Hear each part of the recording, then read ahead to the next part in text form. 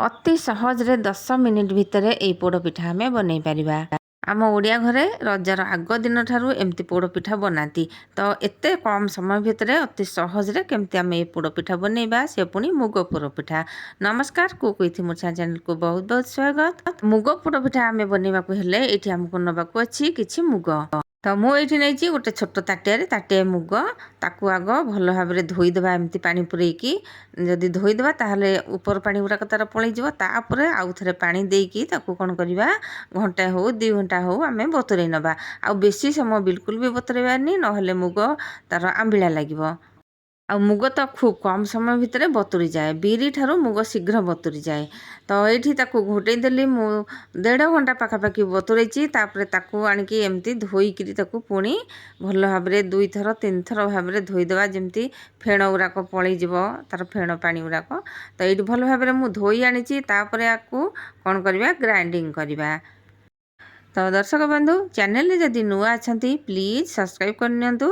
Subscribe କରିନେଲେ ଆଗକୁ ମୁଁ ଯେଉଁ ଭିଡ଼ିଓ ପକାଇବି ଆପଣଙ୍କ ପାଖରେ ସର୍ବପ୍ରଥମେ ପହଞ୍ଚି ପାରିବ। ଯେଉଁ ତାଟିଆରେ ବିରି ନେଇଥିଲି ସେଇ ତାଟିଆରେ ହାଫ୍ ତାଟିଆ ଉପର ତାକୁ ଦେଲି ସୁଜି। ତାପରେ ପାଣି ବି ସେମିତି ହାଫ୍ ତାଟିଆ ଦେଲି, ଦେଇକି ଟିକେ ବାଟି ଆଣିଲି। ପୁଣି ଥରେ ଆଉ ଥରେ ତାକୁ ପୁଣି ଅଳ୍ପ ଯେମିତି ଅଳ୍ପ ଅଳ୍ପ ପାଣି ଦେଇକି ବାଟିବା, ବେଶୀ ଏକାଥରେ ଦେବାନି। ତ ପାଣି ଏଠି ଦରକାର ହେଲା ସେଇ ତାଟିଆରେ 1 ତାଟିଆ ପାଖାପାଖି। ତ ଏମିତି ଅଳ୍ପ ଅଳ୍ପ ପାଣି ଦେଲେ ଆମର ବ୍ୟାଟରଟା ଭଲ ବାଟି ହେବ, ଚିକଣ ହେଇକିରି ବାଟି ହେବ। ତ ଏଇଠି ଦେଖନ୍ତୁ ବହୁତ ବଢ଼ିଆ ଭାବରେ ଚିକଣ ହେଇଯାଇଛି। ଆଉ ପାଣି ବିଲକୁଲ ବି ବେଶୀ ଦେବାନି, ନହେଲେ ମୁଗ ଜିନିଷଟା ସେଇଟା ପୁରା ପାଣିଆ ହେଇଯିବ। ତ ବହୁତ ଇମ୍ପୋର୍ଟାଣ୍ଟ ସେଇ ପାଣିଟା ଆମେ ଦେବା। ସେଇ କାଚ ତାଟିଆରେ ମୁଁ ପାଣି ନେଇଥିଲି, ତାଟିଆକୁ ଟିକେ କମ୍ ପାଣି। ଏଇଠି ଦେଖନ୍ତୁ ବ୍ୟାଟର ମୋର ଏମିତି ପାଣିଆ ହେଇଛି। ଆଉ ବେଶୀ ପାଣିଆ କରିବାନି, ତାକୁ ଘୋଡ଼େଇ ନେବା, ଘଣ୍ଟା 2 ଘଣ୍ଟା ପର୍ଯ୍ୟନ୍ତ ଘୋଡ଼େଇ ନେବା। ତାପରେ ଏଇଠି ଦେଖନ୍ତୁ ଘୋଡ଼େଇ ସାରିକି ତାପରେ ଆଣିଲି ଏଇଠି ତାକୁ ତେଜପତ୍ର ପକାଇଦେବା, ଯେମିତି ଆମେ ପୋଡ଼ପିଠାରେ ପକାଉଛେ। ତେଜପତ୍ର, ଅଦା, ଗୋଲମରିଚ ଏସବୁ ଆମେ ପକାଇବା। ଦେଖନ୍ତୁ ତେଜପତ୍ର ଖଣ୍ଡ ଖଣ୍ଡ କରିକି କଲି, ପକାଇଦେଲି। ତାପରେ ଅଦା 1 ଇଞ୍ଚ ପାଖାପାଖି ଛେଚିକି ତାକୁ ପକାଇଲି, ଆପଣ ଗ୍ରେଟର କରିକି ପକାଇ ପାରିବେ। ଏଇଥିରେ ଦେଇଦେଇଛି 1 ଛୋଟ ଚାମଚ ଗୋଲମରିଚ ଗୁଣ୍ଡ। ଆଉ ଆପଣ ଏଥିରେ ଚାହିଁଲେ ଗୁଡ଼ ଦେଇପାରିବେ କିମ୍ବା ଚିନି ଦେଇପାରିବେ। ତ ଏଇଠି ଦେଖନ୍ତୁ ମୁଁ ହାଫ୍ ତାଟିଆ ପାଖାପାଖି ସେ କାଚ ତାଟିଆରେ ନଡ଼ିଆ କୋରା ରଖିଥିଲି, ତାକୁ ଦେଲି। ଆଉ ଦେଖନ୍ତୁ ଗୁଡ଼ ବି ସେମିତି ହାଫ୍ ତାଟିଆ ପାଖାପାଖି, ମାନେ 2-3 ଚାମଚ ଏଇଥିରେ ହେବ, ମାନେ ଛୋଟ ତାଟିଆଟା, ଅତି ଛୋଟ ତାଟିଆଟା ଦେଖନ୍ତୁ। ଆଉ ଏଇଠି ବେଶୀ ମିଠା ହେଲେ ବି ଭଲ ଲାଗିବନି, ଆଉ ବେଶୀ କମ୍ ମିଠା ହେଲେ ବି ଭଲ ଲାଗିବନି।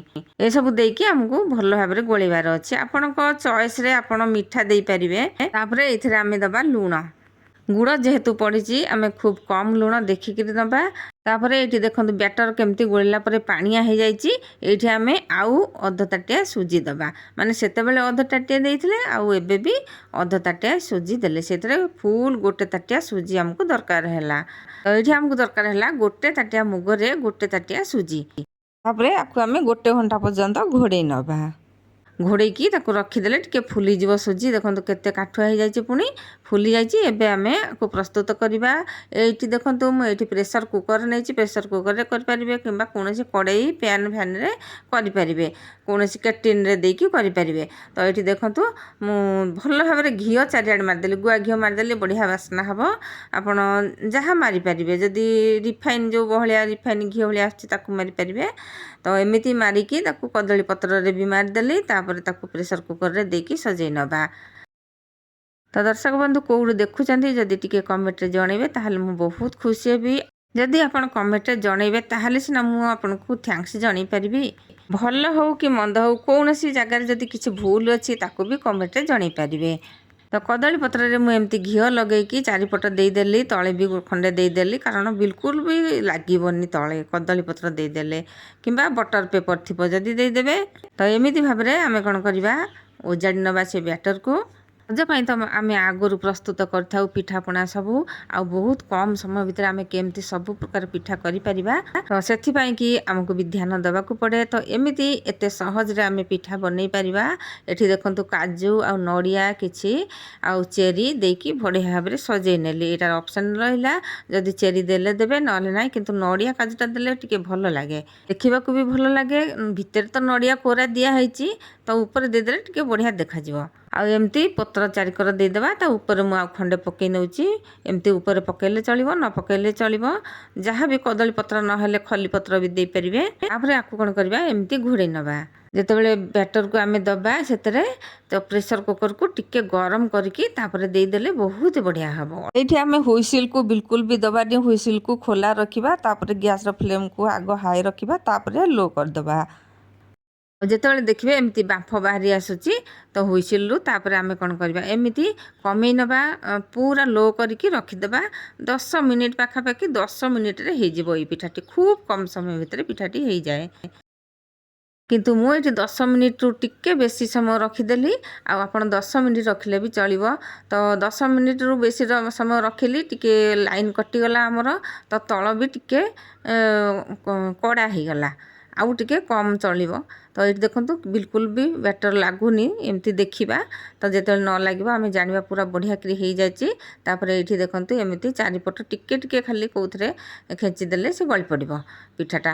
ମୁଁ ତାକୁ ନଉଟେଇକି ପିଠାକୁ ପୁଣି ଦେଖାଉଛି। ଯେତେବେଳେ 10 ମିନିଟ୍ ପରେ ହେଇଯିବ ତାକୁ ଓହ୍ଲେଇ ଆଣିବେ। ଆଉ ପୁରା ଥଣ୍ଡା ହେଲା ପରେ ତାକୁ ଯାଇକି ଏମିତି ପିଠାକୁ ବାହାର କରିବେ। ନର୍ମାଲ ଦିନରେ ଏମିତି ସାଙ୍ଗେ ସାଙ୍ଗେ କରିକି ପିଲାମାନଙ୍କୁ ଟିଫିନରେ ବି ଦେଇପାରିବେ। ଆଉ ପିଠା ବି ବହୁତ ନରମ ରହିଥାଏ, ବହୁତ ବଢ଼ିଆ ଲାଗେ। ତ ସାଙ୍ଗମାନେ କାହାକୁ ଏଇ ପିଠା ଭଲ ଲାଗେ, କେଉଁମାନେ ତିଆରି କରିଛନ୍ତି, ଯଦି ତିଆରି କରିଛନ୍ତି ତାହେଲେ କମେଣ୍ଟରେ ନିଶ୍ଚୟ ଜଣାଇବେ। କେମିତି ଲାଗୁଥିଲା କମେଣ୍ଟରେ ଜଣାଇବେ। ଆଉ ଯଦି ତିଆରି ନ କରିଛନ୍ତି ଏମିତି ନିଶ୍ଚୟ ଟ୍ରାଏ କରନ୍ତୁ। ଅଳ୍ପ ସମୟ ଭିତରେ ପିଠାଟି ତିଆରି କରନ୍ତୁ। ଆଉ ଦେଖିବାକୁ ଯେମିତି, ଖାଇବାକୁ ବି ବହୁତ ବଢ଼ିଆ ଲାଗୁଥିଲା। ଯେଉଁମାନଙ୍କର ଅରୁଆ ଚାଉଳ ଦେହରେ ଯାଏନି, ଅରୁଆ ଚାଉଳ ଗୁଡ଼ରେ ଯେଉଁ ପିଠା ତିଆରି ହୁଏ ପୋଡ଼ ପିଠାଟି, ସେ ଦେହରେ ଯାଏନି ଅରୁଆ ଚାଉଳ ବୋଲି। କିନ୍ତୁ ଏଇ ସୁଜି ପିଠାରେ ଆପଣ ତିଆରି କରିପାରିବେ। ଯେଉଁମାନେ ଅରୁଆ ଚାଉଳର ପିଠା ଖାଇବାକୁ ପସନ୍ଦ କରନ୍ତିନି, ସେମାନେ ଏମିତି ସୁଜି ପିଠା ତିଆରି କରିକି ନିଶ୍ଚୟ ପସନ୍ଦ କରିବେ ଖାଇବାକୁ। ଆଉ ଆଜିର ରେସିପି କେମିତି ଲାଗିଲା ନିଶ୍ଚୟ କମେଣ୍ଟରେ ଜଣାଇବେ। ରହୁଛି, ଜୟ ଜଗନ୍ନାଥ।